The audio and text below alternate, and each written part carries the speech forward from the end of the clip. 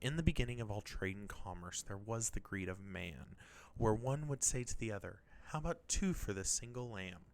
So was born the age of barter, a weight for all that is bought. But soon the scales grew even sharper, as gold replaced what hands had wrought. No longer bound by toil or labor, but measured worth in minted gleam, and weighed the soul of friend and neighbor against the shimmer of a dream.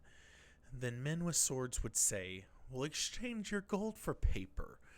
And thus was born the mighty ledger, a kingdom ruled by ink and anger, where wealth was traced in fragile letters and promises replaced the till. The hands that once had shaped and traded now signed and stamped with measured will, while markets rose and fell unaided at whispers in a gilded place. The weight of toil once plainly counted now danced on ledgers vast and without grace. As debts were forged and fortunes mounted on numbers shifting day by day, then men who neither toiled nor bartered, who held no plow nor sail, but declared that wealth could be unmoored, a phantom coin, a fleeting seal.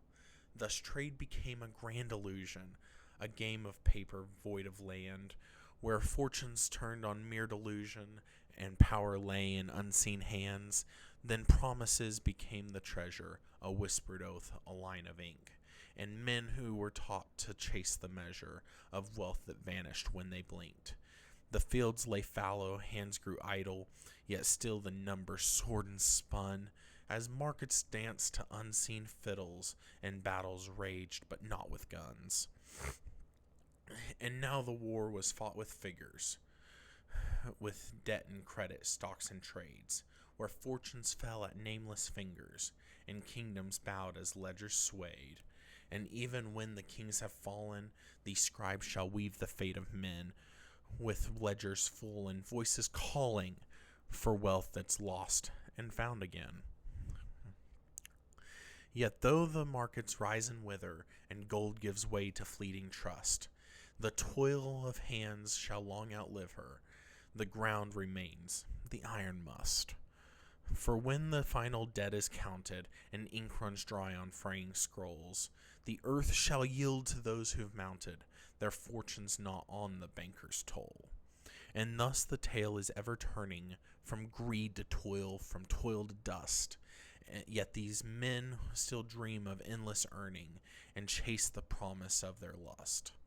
And in the end, when all is shaken, the earth will stand, though all is taken. Thank you guys for listening. I wrote this poem strongly inspired by Rudyard Kipling's Gods of the Copybook Headings. Yeah, thank you very much.